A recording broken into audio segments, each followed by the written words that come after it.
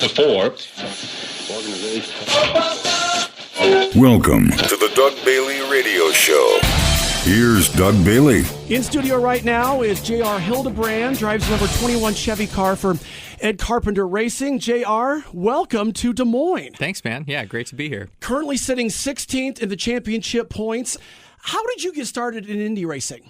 I started racing like a lot of guys. You start racing go-karts and kind of move up the ladder from there. Won the Indy Lights championship back in 2009, and that really catapulted me into the foray in the IndyCar series. I raced, kind of filled in for Mike Conway after in an accident that he had gotten with Ryan Reinbold Racing in 2010, and then was racing full time for Panther with National Guard in 2011. Congratulations on the championship in 2009. Yeah, when you look at Indy Lights compared to the Verizon IndyCar series, what do you see as the big main differences of going from Lights to the big time, the IndyCar series? Yeah, I mean, I think in a lot of ways, the cars and the racing are not hugely different. Particularly back when I was doing it, we were both on Firestone tires. They were both Dallara chassis. Like everything was pretty similar. The cars are slower, but in terms of just how they drive, they weren't that much. I remember the first couple of times that I got an IndyCar, both on a road course and on an oval,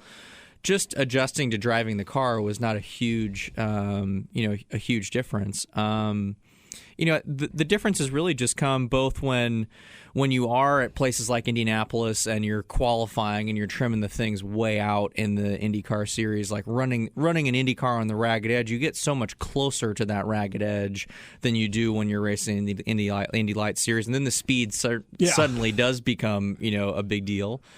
How's the jump in speeds from Lights to is there a huge difference? Now, I've really seen the Indy Lights race a lot the last couple of years at Indianapolis. Yeah. What is there a huge difference? I think, at places like Indy is where the differences are most significant in terms of how fast the cars go. I mean, we're going, in the IndyCar series, obviously you qualify at 230 miles an hour this year. The Indy Lights cars are qualifying at 195 or something like that. When I was doing it, they were even, kind of 5 or 8 miles an hour slower around the speedway, just in terms of average lap time. So, that 10, 15, 20, then, 35 miles an hour difference in qualifying. Like that is a pretty significant, like you really notice that. I mean, the difference between the cars at those speeds are pretty intense. The road and street courses, it's more just a matter of the IndyCar doing everything a little bit better. It's faster on the straightaways, but it's better in the brakes and better through the corners. So that's kind of where the total lap time difference comes from, which is, in some ways, just from kind of like a getting up to speed perspective, is a little bit less daunting. In studio right now, R Hildebrand. He's getting ready for the Iowa Corn Indy 300 coming up in just a couple days at the Iowa Speedway in Newton. Let's talk the Indy 500. When somebody says Indy 500, what do you think of, first of all? You think of those moments, standing on the front straight as they're singing the national anthem, getting ready to go for the race. I mean, that to me still is just the coolest part of what we do. It's unique for us. Obviously, you're familiar that we start 3 wide, and the whole kind of pomp and circumstance of running at Indy is special, and the procedure and kind of how the whole thing rolls off. But one of the cool things that I think probably a lot of fans don't even necessarily, it doesn't stand out to them, but does to us, is that we grid actually on the front straight. So, I was on the outside of row 2 this year, and I'm like 10 feet away from, 400,000 people in the grandstands, So those, for my son and I, this was our second year at Indianapolis. Yeah, cool. And do you still get chills when you said the national anthem comes up, or they sing Back Home in Indiana? Yeah. Even on the hottest day like it was last year for the 100th running. Yeah. Did you still get chills? Yeah, I know for sure. I do. When I mean, it's just such a cool to be there and feel the energy. It's one of the few moments for us as drivers that, because you're not in the car yet, but you're getting close to the start of the race. That you really do just feel the energy of the place. Once no matter where it is, whether the stands are packed or not, once you get in the car and the visor goes down, you're totally focused on the race. But at Indy, the whole lead up is so much longer and there's so much more going on through that period of time that you really do get a chance to soak it in. Let's go back to 2011. I wasn't there. I was watching on TV. Take us through the last 2 laps, the final one in particular, but take us through the last 2 laps. How are you feeling as you're seeing yourself possibly an Indy 500 champion? Your face is on the Borg Warner trophy. Take us through the end of it and what transpired. Yeah, I mean, you're not thinking about that at all through that period of time. It didn't go through your mind just for a split second at all? It really not in that way. I mean, obviously, it kind of hits you that you're leading the race, but you're not thinking about the fame and glory or something while you're still in the car at that stage. Okay. For us, it was also a very hectic kind of ending to the race. We had chosen to go way off strategy. So we were saving a ton of fuel. Other cars were pitting and coming back out of the pits, and it was all from a strategic perspective. Especially in the car, like you don't really have any idea how that's all shaking out. We knew that we were going to be making one less pit stop than the leaders were. We were running like 6th or something at the previous caution. So we had pitted and gone off sequence against all the rest of the leaders. So I knew that I had, a handful of guys that were, cranking to catch back up to us having made an extra pit stop, whereas we were kind of running around slowly saving fuel, and suddenly we're in the lead of the race with like 3 to go or something.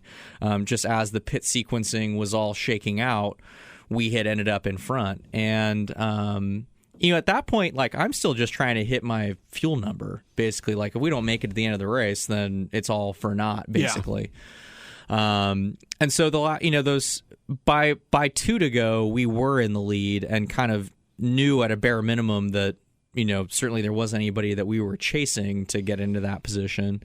And it was just a matter of holding the guys off that were coming full steam ahead with fresh tires and plenty of fuel to make it to the end. So, 1 to go. I knew that I had a pretty good gap on the guys behind me, and that if I could kind of just maintain the pace that I was running around at, which was 5 or 6 miles an hour slower than the rest of the other guys, we'd be able to make it to the end. And in that whole sequence, I came out of turn 2 going onto the back straight, and there was cars still ducking off into the pits and pulling out of the pits from making their final pit stop from 13th or 18th or wherever they were at in the field. And so there was a few cars ahead of me that I could see going into turn 3 as I was heading down the straightaway without any other information. Like, I just sort of assumed that those were all cars that had just made a stop for fuel and were on their way out.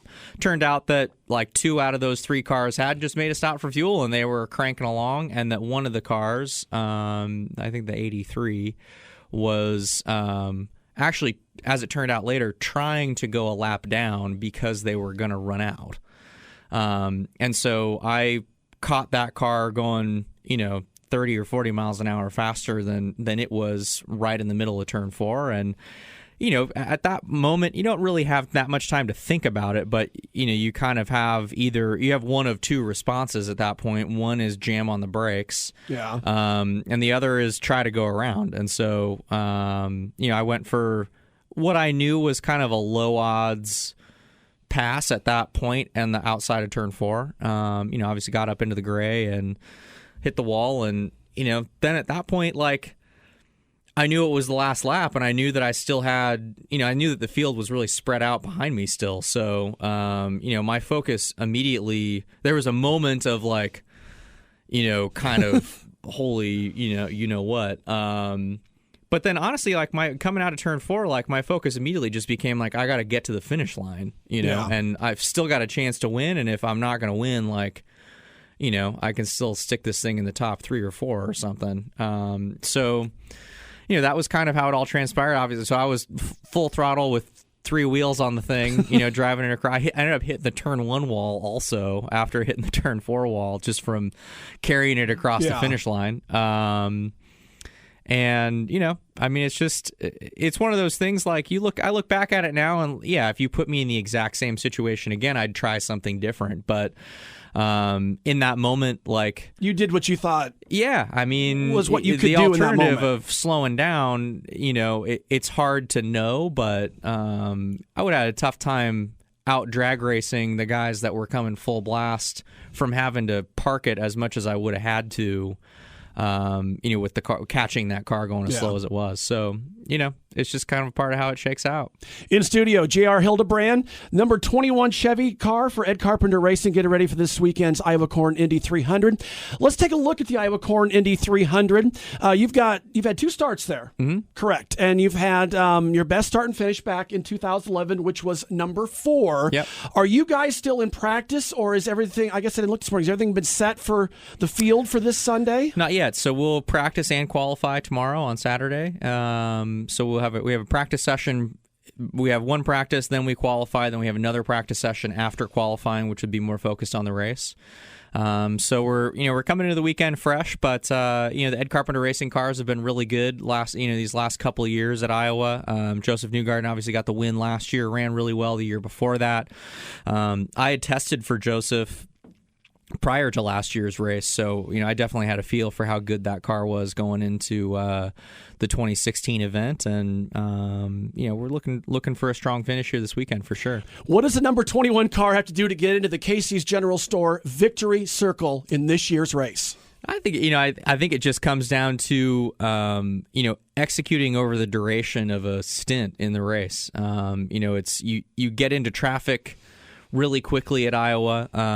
It very quickly becomes, it's not about outright pace. It's not about being able to have one quick lap. It's how do you manage getting through traffic? Can you run on the bottom and in the second lane, on both ends of the track? How well do you kind of predict where other cars are running and are able to, work with that over the course of the race? It is really about getting to the end and staying out of trouble and, being able to pass other cars, because it quickly becomes, less even about passing the cars that you're racing against for position as it does against passing cars that you're catching at the back of the field. So I think especially with it being hot here this weekend, that'll be a big deal. Thanks for coming in, JR. Looking forward to seeing you racing this weekend. Of course, Iowa Corn Indy 300 is Sunday afternoon at the Iowa Speedway. I believe green flag drops at 4:45. Indy Lights race before that, and it should be a fun weekend. So looking forward to seeing you in the Casey's General Store Victory Circle. JR, thanks for coming in. Thanks, man. Appreciate it. Thanks for listening to the Doug Bailey Podcast. And don't forget to subscribe to the show on your favorite podcast platform.